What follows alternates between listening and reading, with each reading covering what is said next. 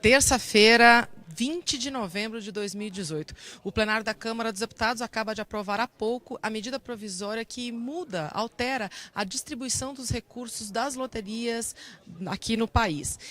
Está aqui do meu lado o deputado Evandro Roman, que foi presidente da Comissão de Deputados e Senadores, que avaliou o texto da medida provisória antes dela chegar aqui no plenário, e ele pode dar um pouquinho mais de informação para a gente. Essa medida provisória ela foi bastante alterada aqui no Congresso Nacional, ela está bem maior do que o governo mandou, lembrando que ela traz também várias regras, por exemplo, sobre o uso dos recursos da segurança pública no Fundo Nacional de Segurança Pública, traz regras para a distribuição das várias áreas que recebem recursos das loterias, lembrando, né, que no ano passado foram 14 bilhões de reais arrecadados pelas apostas de loterias, e desses 14 bilhões de reais, parte é destinado para várias áreas, inclusive áreas sociais. Por exemplo, 6 bilhões de reais foram destinados a áreas sociais e 3 bilhões de reais para segurança, cultura, esporte e educação.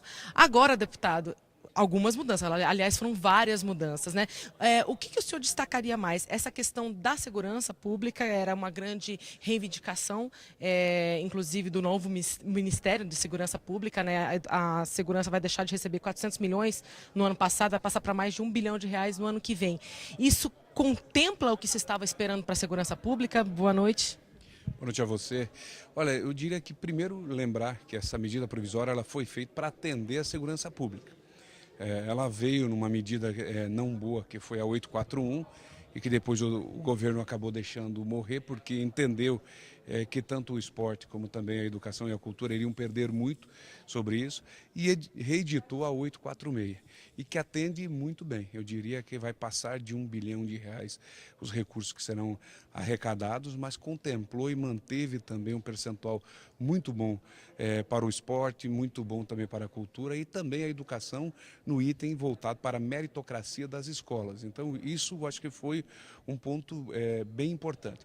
E um item que eu diria que até foi muito discutido aqui dentro, alguns trataram como privilégios, outros não, mas nós tivemos um entendimento e acabou sendo aprovado, claro, com o voto contrário do PMDB, de que você destina de 10% a 15% dos recursos para você ter uma estrutura habitacional para essas forças de segurança que muitas vezes se deslocam. Um exemplo, o Rio de Janeiro, para a região de fronteira, como eu sou da região do oeste do Paraná, com a fronteira com o Paraguai e com a Argentina, você tem ali a designação de um percentual para que você possa acolher essas forças de segurança e dar a elas aí a dignidade de ir com a família, porque muitas dessas forças vão e permanecem um ano e meio, 2 anos, e fica essa dificuldade em relação à questão da família. Então, foi preservado, foi muito bem discutido isso com o ministro Jungmann, muito bem discutido com o senador Flecha Ribeiro, que foi o relator, e também houve uma solicitação direta do futuro ministro Sérgio Moro para que fosse aprovado,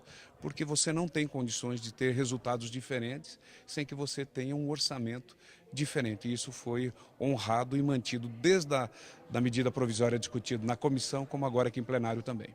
Deputado, vários parlamentares elogiaram aqui o texto, justamente como o senhor falou. A primeira medida provisória editada pelo governo, a 841, ela retirava dinheiro da cultura e do esporte para passar para a segurança. E houve aí um grande discussão entre a classe artística e da classe de esportistas, reclamando inclusive da perda desses recursos, né? E agora esse texto acabou sendo um texto mais consensual. Agora a gente pode dizer que há uma manutenção desses recursos para a educação, para esporte e para a cultura? Isso, houve um grande equívoco na 841, que o grande equívoco foi entender que retirar dinheiros recursos do esporte, da educação e da cultura e levar para o combate lá na frente da questão de segurança pública, iria resolver. E ao contrário, depois houve o entendimento de quanto mais se investe no esporte, mais na cultura e mais na educação, menos você irá precisar investir lá na frente. Então, reparou-se este dano causado pela 841, na 846, então foi desde o primeiro momento na comissão, que foi mantido na comissão da medida provisória, e a sensatez do senador Flecha Ribeiro, que fez com que realmente as discussões pudessem chegar e ter esses elogios ao qual você se referiu aqui, de praticamente toda a bancada, salvo uma discussão ou outra de um ajuste de alguns destaques, mas na grande maioria foi muito bem elogiado e muito bem trabalhado. Agora, uma coisa pode chamar a atenção de quem está acompanhando os debates, é porque a gente fala que foram mantidos os recursos para cultura e esporte, mas aumentou da segurança. Esse dinheiro tem que sair de algum lugar, né? Se ninguém está perdendo. Analisando o texto, eu percebi que o FIES vai deixar de receber recursos das loterias, essas loterias de prognóstico, ou seja, Loto Fácil, Mega Sena, que é o grosso, né? O que recebe o grosso das loterias. Serão cerca de 900 milhões de reais que deixarão de ir para o financiamento estudantil. Por que isso não vai impactar o programa, se vocês estão dizendo que não vai impactar? Porque o governo encontrou outras formas de suprir a necessidade desses recursos. E quando aumentou, por exemplo, você pega o exemplo da Lotex. A Lotex, a partir do momento em que você trouxe para dentro do texto uma remuneração para os clubes, dando 1,5% para os clubes, não estamos falando de CBF, estamos falando de 1,5% da arrecadação para os clubes. O envolvimento das torcidas, como também o envolvimento dos presidentes de clubes, sabendo que a partir do momento que você queira ajudar o seu clube, você aposta nessa nova loteria que é a Lotex, vai aumentar. E uma das grandes discussões que nós tivemos no texto, em que a segurança queria 16%, de um total 16,5%, e fechou em 13%, porque houve o entendimento que é muito melhor ficar com 13% de 6 bilhões de apostas, a quase de 6 a 8 bilhões de apostas voltadas com o envolvimento dos clubes, do que ficar com 16% de 1 bilhão de apostas. Então, o que eu quero dizer com isso? Quando há o envolvimento das grandes torcidas, das grandes camisas, das grandes marcas brasileiras, pode ter certeza que o torcedor vai apostar sabendo que boa parte daquele recurso será designado também voltará para o seu clube. Eu repito, não envolvendo nada direcionado à CBF, é diretamente para o seu clube, diretamente ao clube realmente que irá direcionar as apostas. Então, este ganho foi um ganho muito importante aqui, que todos ganharam, principalmente a segurança pública. Só para a gente terminar, diversos parlamentares falaram da criação de novas loterias, porque a medida provisória prevê apostas virtuais e também prevê uma loteria de cota fixa, que na verdade seria aquela permissão para que sejam feitas apostas, né? Por exemplo, o que vai acontecer num jogo, qual vai ser o resultado, enfim, é uma aposta, um tipo de aposta que atualmente não existe de fato no Brasil, né? Legalizados. Os sites de apostas que existem aqui são todos hospedados no exterior. Então, são novas loterias que o brasileiro pode vir a esperar daqui a pouco. Nós temos que romper, e eu falo com muita tranquilidade, sem arrogância, nada, nós temos que romper a hipocrisia no Brasil em relação aos jogos. Nós toleramos a ilegalidade do jogo do bicho em cada esquina no Brasil, nós legalizamos os cassinos clandestinos e não toleramos a legalidade. De tanto que você mesmo, na sua fala, você disse que o brasileiro aposta em sites de outros países. Então, nós estamos hoje envolvidos, nós temos que saber o seguinte: o jogo vai existir, ou legalizado e rendendo impostos, dividendos para a saúde, para a educação, para a cultura, para o esporte, para a segurança pública, ou os jogos irão existir e alimentar muitas vezes a corrupção, o crime organizado, parte da polícia corrupta. Então, este entendimento nós temos que saber, e nós temos que deixar de varrer para debaixo do tapete e ter esse entendimento. Então, eu diria que isso é o prenúncio de uma abertura. E eu pego o exemplo do Japão, que é um dos países mais tradicionais, mais canônicos, que não queriam regularizar os jogos em seu país, e a partir de 2016 teve a abertura de 6 cassinos. Então, isso mostra o seguinte: nós temos que partir para algo que nos dê cada vez mais renda de algo existente. Não é inventar os jogos, é simplesmente os jogos que já existem.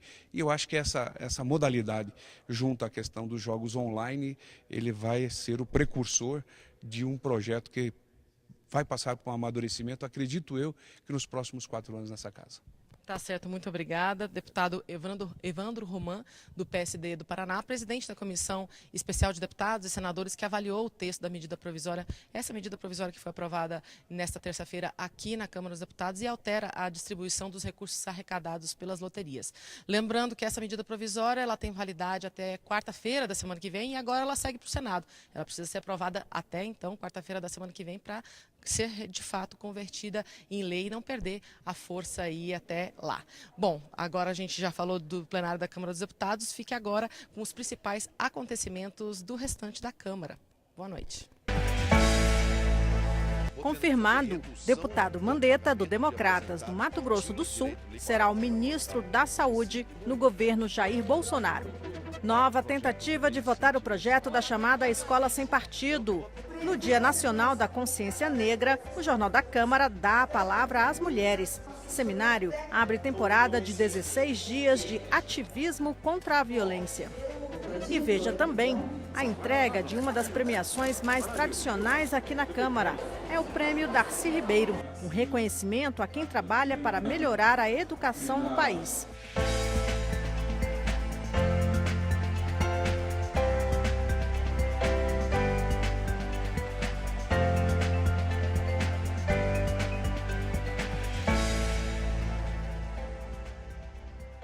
Terça-feira, 20 de novembro, é Dia Nacional da Consciência Negra. A Comissão da Mulher da Câmara abre a discussão. O que explica a violência contra as mulheres negras? Entre 2003 e 2013, assassinatos aumentaram 54%. Já a violência contra as mulheres brancas caiu 10% no mesmo período. O Jornal da Câmara foi aos debates ouvir o que elas têm a dizer. Olá, eu sou Valquíria Rios, eu sou radialista. E eu já passei por situações de racismo, inclusive no meu ambiente de trabalho. E não faz muito tempo, eu estava conduzindo uma entrevista. Ao final, já fora do ar, eu ofereci aos meus convidados um cafezinho. E uma das pessoas que estava no estúdio junto comigo simplesmente disse que um dos convidados não tomava cafezinho para ele não ficar preto. Um caso constante de racismo que eu passo é por morar no bairro Jardim Botânico, aqui em Brasília, e as pessoas constantemente me perguntarem se eu realmente moro nesse bairro ou se eu trabalho. Então, assim, eu tenho que repetir várias vezes que eu moro aqui, que eu não trabalho, para que isso fique bem claro.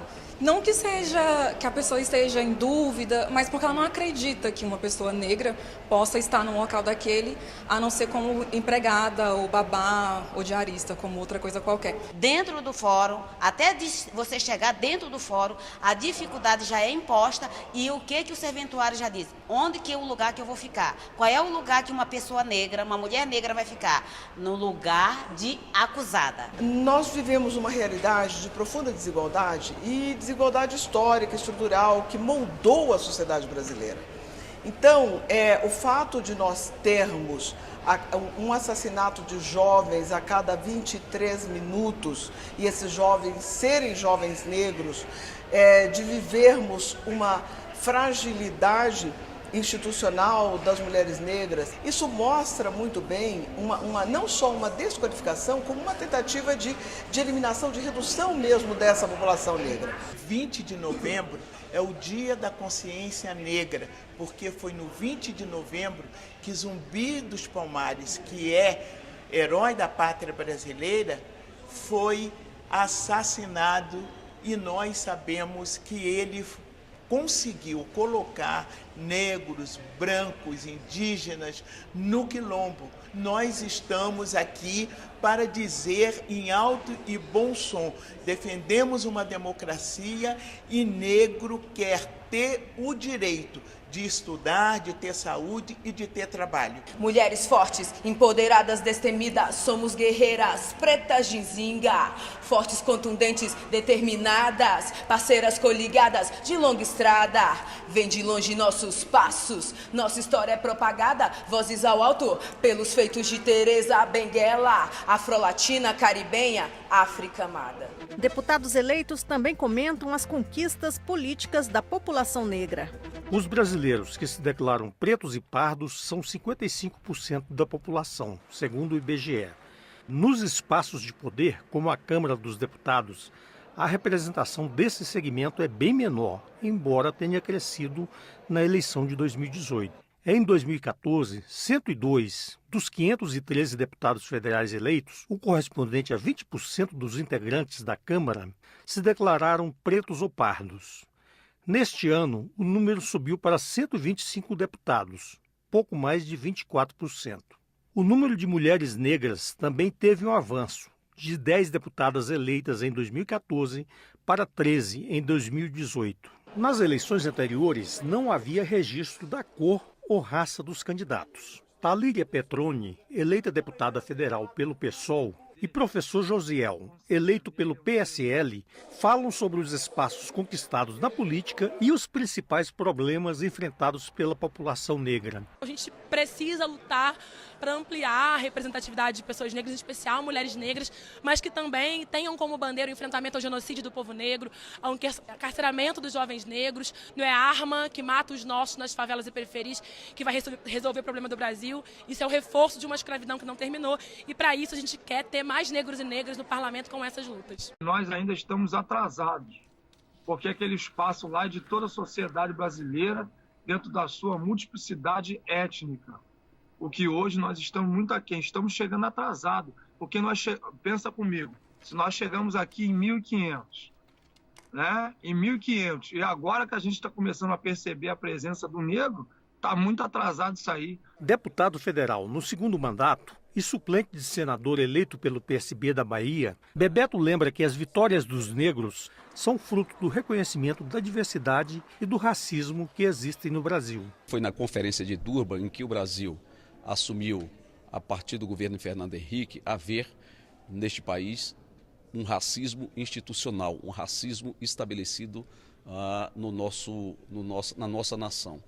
Isso foi importante porque, a partir dessa compreensão, dessa assunção por parte do país, nós edificamos um conjunto de políticas importantes e propusemos ao Parlamento Nacional medidas que fossem no sentido de compreender o papel da população negra na formação social, e eu destacaria, dentre essas questões, o Estatuto da Igualdade Racial como uma conquista da sociedade, não apenas da população negra.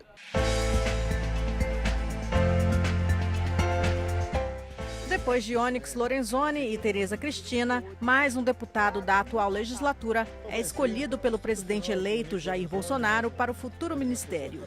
O deputado Mandetta, do Democratas do Mato Grosso do Sul, será o ministro da Saúde.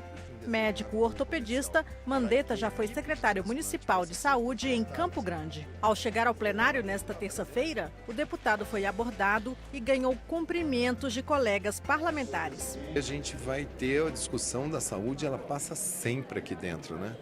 Quando o presidente Bolsonaro colocou no seu programa de governo a carreira de Estado, que é uma maneira do Estado brasileiro falar: eu quero levar médicos para os locais de difícil provimento. Quer dizer, como é que nós vamos fazer um médico no Parque Nacional do Xingu?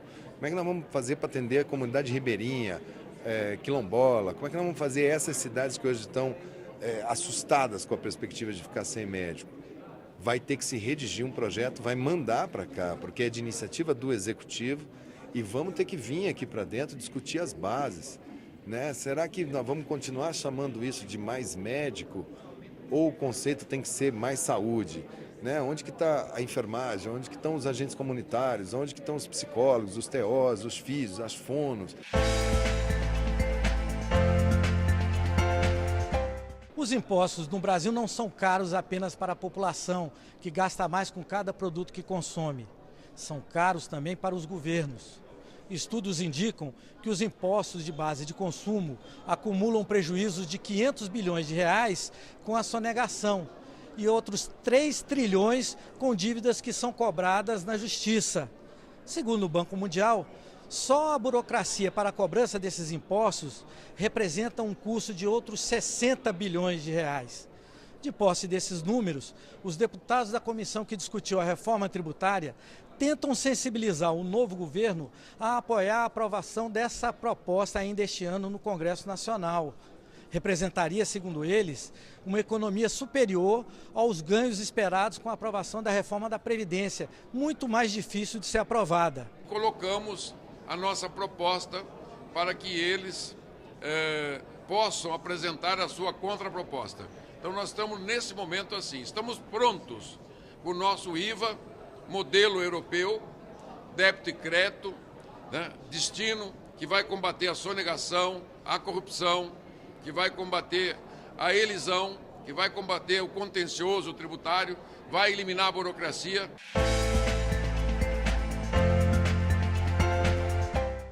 O Conselho de Ética arquivou a representação contra o deputado Laerte Bessa, do PR do Distrito Federal. A representação havia sido proposta pelo PSB. O partido alegou que Bessa feriu o decoro parlamentar ao agredir fisicamente o subsecretário do Distrito Federal, Edivaldo Dias da Silva, durante uma reunião no Senado. Mas por 11-0, os deputados aprovaram o relatório do deputado Wildo Rocha, do MDB do Maranhão, que determinou o arquivamento do processo, alegando que os fatos ocorreram fora das dependências da Câmara, ficando assim a cargo do Poder Judiciário julgar o ocorrido.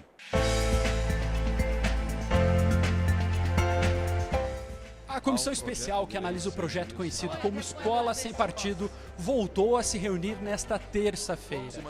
Foi a 4ª tentativa do relator, deputado Flavinho, do PSC de São Paulo, de ler seu texto. Mas isso não foi possível. A oposição, que não concorda com a proposta, obstruiu os trabalhos de todas as maneiras possíveis. Foram quase 2 horas de debates.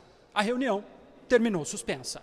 Comissão de Educação entrega o prêmio Darcy Ribeiro, edição 2018. É o reconhecimento do esforço pelo ensino público. A premiação, reconhecimento para os trabalhos em educação que se destacaram no país. Nesse ano, foram premiados o Conselho Nacional de Secretários na Educação, a Escola Mundo do Balão Mágico do Paraná e a Unidade Escolar Agostinho Brandão do Piauí. Os nossos jovens, eles são preparados para serem campeões na vida. Apesar de que eles são campeões também nas Olimpíadas do Conhecimento, nas provas, nas avaliações externas, mas, acima de tudo, eles são campeões na vida. Esta edição termina aqui. Para mais informações ou para rever as nossas reportagens, acesse www.câmara.leg.br.